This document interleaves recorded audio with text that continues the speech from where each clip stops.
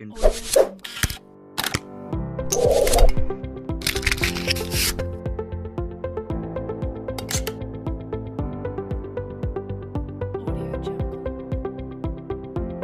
Assalamualaikum warahmatullahi wabarakatuh. Perkenalkan, nama saya Rahmi Rahman Intan Mutumanika. Di sini kami dari kelompok 3 akan menjelaskan mengenai prasyarat keberhasilan wirausahawan koperasi. Untuk yang pertama adalah pengertian tentang wirausahawan koperasi.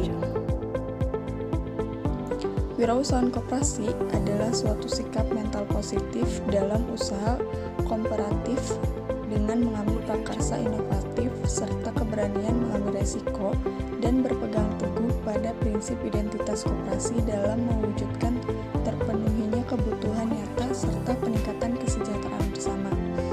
Nah, dari definisi tersebut terkandung beberapa unsur yang harus diperhatikan. Yang pertama adalah kewirausahaan koperasi merupakan sikap mental positif dalam berusaha secara kompetitif. Ini artinya kewirakoperasian harus mempunyai keinginan untuk memajukan organisasi koperasi. Yang kedua, tugas utama koperasi adalah mengambil prakarsa inovatif, artinya berusaha mencari, menemukan, dan memanfaatkan peluang yang ada demi kepentingan bersama. Yang ketiga, wirakoperasi harus mempunyai keberanian mengambil resiko karena dunia penuh dengan kepastian. Oleh karena itu, dalam menghadapi situasi semacam itu diperlukan seorang wirausaha yang mempunyai kemampuan mengambil resiko. Yang keempat, kegiatan wirakoperasi harus berpegang teguh pada prinsip identitas koperasi, artinya anggota sebagai pemilik dan sekaligus sebagai pelanggan. Yang kelima, tujuan utama setiap wirakoperasi yaitu adalah memenuhi kebutuhan nyata para anggota dan meningkatkan kesejahteraan bersama. Lalu ada fungsi kewirakoperasian. Fungsi kewirakoperasian ini dibedakan menjadi 3 hal. Yang pertama ada kewirakoperasian rutin. Kewirakoperasian rutin diarahkan pada kegiatan rutin organisasi usaha koperasi seperti produksi, pemasaran, personalia, keuangan, dan lain sebagainya. Yang kedua adalah kewirakoperasian arbitrage, di mana arbitrage ini dimaksudkan sebagai keputusan yang diambil dari dua kondisi yang berbeda. Tugas utama wirakoperasi dalam hal ini adalah mencari peluang yang menguntungkan dari dua kondisi yang berbeda tersebut. Yang ketiga adalah kewirakoperasian inovatif, yang berarti wirakoperasi harus selalu tidak memiliki rasa puas dengan kondisi yang ada. Ia selalu berusaha mencari, menemukan, dan memanfaatkan peluang yang diperolehnya. Assalamualaikum warahmatullahi wabarakatuh. Nama saya Farid Alaulinsah. Di sini saya akan menjelaskan kewirausahaan koperasi dan pengertian kewirakoperasian. Yang pertama, kewirausahaan koperasi. Kebutuhan akan wirausaha koperasi. Pembangunan koperasi diarahkan agar makin memiliki kemampuan menjadi badan usaha yang makin efisien dan menjadi gerakan ekonomi rakyat yang tangguh dan berakar pada masyarakat. Pelaksanaan fungsi dan peranan koperasi ditingkatkan melalui upaya peningkatan kebersamaan dan manajemen yang lebih profesional. Pemberian kemampuan yang seluas-luasnya di segala sektor kegiatan ekonomi dan penciptaan iklim usaha yang mendukung dengan kemudahan memperoleh permodalan. Kerjasama antar koperasi dan antar koperasi usaha negara dan usaha swasta sebagai mitra usaha dikembangkan secara lebih nyata. Suatu bangsa yang memiliki kelompok wirausaha yang besar akan lebih mudah untuk maju dan lebih tahan terhadap gangguan kritis. Oleh karena itu, beberapa kebijakan pemerintah seperti 1. Memberikan kebebasan berusaha dalam arti yang tidak mengganggu kepentingan orang lain. 2. Menciptakan kondisi lingkungan yang dapat merangsang kegiatan inovatif. 3. Pemberian pendidikan dan pelatihan agar dapat meningkatkan kompetensi para wirausaha. Selanjutnya, pengertian kewirakoperasian. Kewirakoperasian adalah suatu sikap mental positif dalam berusaha secara kooperatif dengan mengambil prakarsa inovatif serta keberanian mengambil resiko dan berpegang teguh pada prinsip identitas koperasi dalam mewujudkan terpenuhinya kebutuhan nyata serta peningkatan kesejahteraan bersama. Assalamualaikum warahmatullahi wabarakatuh. Perkenalkan, nama saya Mega Alkuninjani. Di sini saya akan menjelaskan mengenai competitive advantage dan fungsi kewirausahaan koperasian. Untuk arti dari competitive advantage itu sendiri adalah keunggulan bersaing dalam koperasi. Competitive advantage juga bisa diperoleh dari arsitektur koperasi.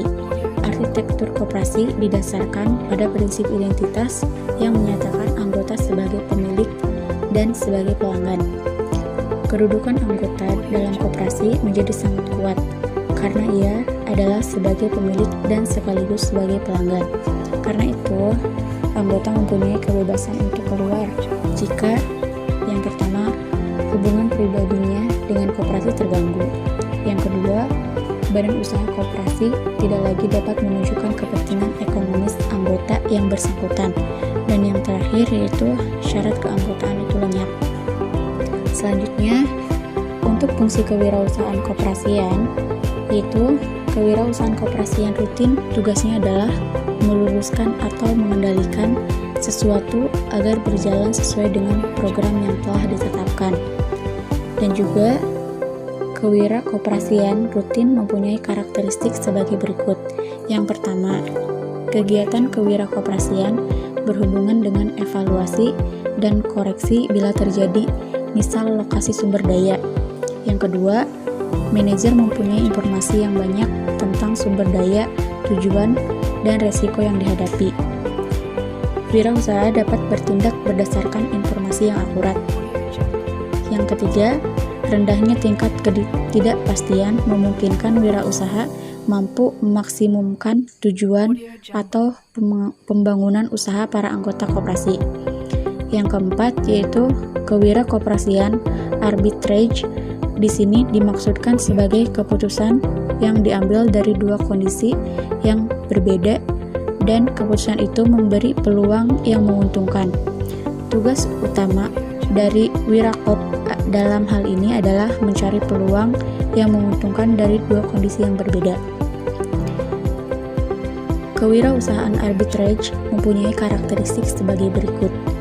Yang pertama, wirakop mempunyai informasi yang banyak tentang perbedaan harga barang tertentu bila ia beli saat ini dan jual pada waktu yang akan datang. Yang kedua, inti kewirakoperasian terdiri dari penemuan dan pelaksanaan peluang yang menguntungkan yang sampai saat ini belum dikenali dan direalisasikan. Yang ketiga, kewirakoperasian inovatif artinya mencari, memanfaatkan, dan menemukan sesuatu yang baru. Dan yang terakhir yaitu wirakop yang inovatif berarti wirakop yang selalu tidak puas dengan kondisi yang diperoleh. Ia sangat diperlukan terutama pada kondisi di mana perusahaan atau koperasi yang menghadapi masalah ketidakpastian yang serius dalam lingkungan yang dinamis. Assalamualaikum warahmatullahi wabarakatuh. Perkenalkan, nama saya Rian Nur Andriansyah. Di sini saya akan menjelaskan tipe kewirakoperasian dan tugas wirakoperasi. Nah, ada beberapa tipe kewirakoperasian. Yang pertama, kewirakoperasian anggota sebagai pemilik koperasi dapat menjadi wirakop jika mampu memanfaatkan peluang yang ada untuk pertumbuhan koperasi. Yang kedua, ada kewirakoperasian manajer pada koperasi sebagai pelaksanaan dan penanggung jawab kegiatan operasional dan mampu memberikan perubahan serta keuntungan. Yang ketiga, kewirakoperasian birokrat, yaitu pihak yang secara tidak langsung berhubungan dengan pengembangan gerakan koperasi. Yang keempat, kewirakoperasian katulis sebagai pihak yang berkompeten terhadap pengembangan koperasi. Tugas wirakoperasi. Yang pertama, meningkatkan efisiensi koperasi melalui integrasi vertikal. Yang kedua, menekan biaya transaksi. Biaya transaksi tersebut adalah biaya di luar biaya produksi yang timbul karena adanya transaksi seperti biaya pencarian informasi, biaya kontrak, biaya monitoring kontrak, biaya legal jika kontrak dilanggar, dan biaya resiko yang mungkin timbul. Yang ketiga, pemanfaatan interlink KG Market yang menciptakan kerjasama dan saling menguntungkan dalam interlink KG Market tersebut. Yang keempat, pemanfaatan trust capital dan mengelola modal secara efisiensi serta meningkatkan peranan anggota dalam meningkatkan partisipasi intensif dan pemanfaatan jasa pelayanan koperasi dan partisipasi kontributif dalam pembentukan permodalan yang baru. Yang kelima, peningkatan pelayanan terhadap anggotanya dengan jalan menyediakan barang-barang atau jasa-jasa yang dibutuhkan oleh anggotanya. Yang keenam, meningkatkan partisipasi intensif para anggota koperasi dengan jalan menyediakan pelayanan yang dibutuhkan anggotanya. Yang ketujuh, menciptakan economic of scale dan mengendalikan produksi pada tingkat produksi yang optimal. Di sini saya Rian Herdena akan menjelaskan tentang sifat-sifat menjadi wirausaha. Yang pertama yaitu penolong. Seorang pemimpin harus bisa menolong dengan tulus dan memiliki sifat sensitif. Ada kalanya ketika masalah tidak bisa diselesaikan oleh bawahan, Anda sebagai pemimpin harus bisa turun tangan. Yang kedua itu penghibur. Ada juga gaya kepemimpinan yang mudah disukai semua orang karena sifatnya yang senang menghibur. Sikap santai kepada bawahan, senang bercanda, tapi juga serius dalam bekerja. Sifat ini merupakan satu cara baginya untuk memotivasi bawahannya. Yang ketiga yaitu seniman. Pemimpin seperti ini biasanya kreatif dan inovatif. Bisa saja memunculkan ide-ide yang mungkin tidak pernah dipikirkan oleh bawahannya. Bisa mengembangkan sisi seniman dengan selalu terbuka pada pendapat orang lain, informasi terbaru, dan hindari pemikiran negatif. Yang selanjutnya itu pemikir. Para pemikir biasanya suka menganalisis dunia di sekitarnya mereka dan mungkin lebih senang berpikir ketimbang bertindak. Seorang pemimpin yang memiliki keberanian ini biasanya mampu memahami suatu masalah dan akhirnya memberi solusi. Selanjutnya itu persyarat keberhasilan wirausaha koperasi. Koperasi sebagai unit usaha yang bergerak di bidang ekonomi dan sosial. Pada dasarnya mempunyai tujuan yang sama, yaitu membantu meningkatkan pertumbuhan ekonomi yang merupakan sasaran utama pembangunan ekonomi. Ini syarat yang memadai ada dua bagi pertumbuhan ekonomi, yaitu pertama melalui kegiatan inovatif menciptakan pengetahuan baru dan penerapannya. Yang kedua melalui kegiatan peningkatan kegiatan kerja atau berprestasi lebih banyak dalam suatu waktu kerja atau waktu kerja yang diperpanjang. Perkenalkan, nama saya Emma Siti Nurrohma. Di sini saya akan menjelaskan tentang kriteria keberhasilan koperasi. Untuk memahami apa yang disebut kemampuan koperasi, kita perlu menggunakan tolak ukur keberhasilan koperasi secara mikro. Keberhasilan koperasi dapat didekati dari dua sudut, yaitu sudut perusahaan dan sudut efek koperasi. Dalam pendekatan dari sudut perusahaan, yang pertama ada peningkatan anggota perorangan. Pada dasarnya, lebih penting jumlah anggota perorangan daripada jumlah koperasi. Karena sebagai kumpulan orang, kekuatan ekonomi bersumber dari anggota perorangan. Ada dua faktor keanggotaan yang perlu diperhatikan, yaitu kemampuan ekonomi dan tingkat kecerdasan anggota. Kedua, ada peningkatan modal, terutama yang berasal dari koperasi sendiri. Jumlah modal dari dalam dapat digunakan sebagai salah satu indikator utama dari kemandirian koperasi. Semakin besar modal dari dalam, berarti kemandirian koperasi tersebut semakin tinggi. Ketiga, ada peningkatan volume usaha. Volume usaha berkaitan dengan skala ekonomi.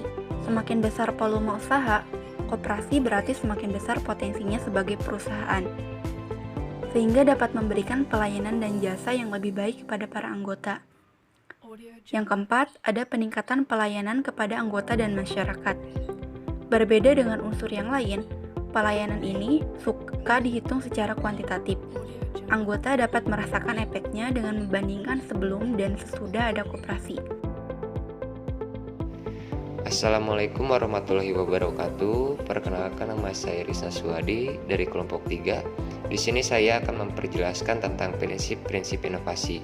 Tugas utama dari wirausaha koperasi adalah menciptakan inovasi-inovasi baru yang menguntungkan kemudian agar ia berhasil melaksanakan misinya beberapa prinsip yang perlu diperhatikan oleh wirausaha termasuk koperasi seperti yang dikemukakan oleh Peter ialah yang pertama, inovasi harus mempunyai tujuan dan sistematis dimulai menganalisis peluang. Yang kedua, inovasi bersifat konseptual dan perseptual. Yang ketiga, agar efektif sebuah inovasi harus sederhana dan harus difokuskan. Yang keempat, inovasi yang efektif harus dimulai dari kecil. Yang kelima, inovasi yang berhasil harus mengarah pada kepemimpinan. Yang keenam, jangan berlagak pintar. Inovasi harus ditangani oleh manusia biasa. Yang ketujuh, inovasi yang menyimpan dari intinya akan cenderung buyar. Yang kedelapan, lakukanlah inovasi yang ada di masa sekarang. Yang kesembilan, harus diingat bahwa inovasi adalah karya. Yang 10, agar berhasil seorang inovator harus membina kekuatannya.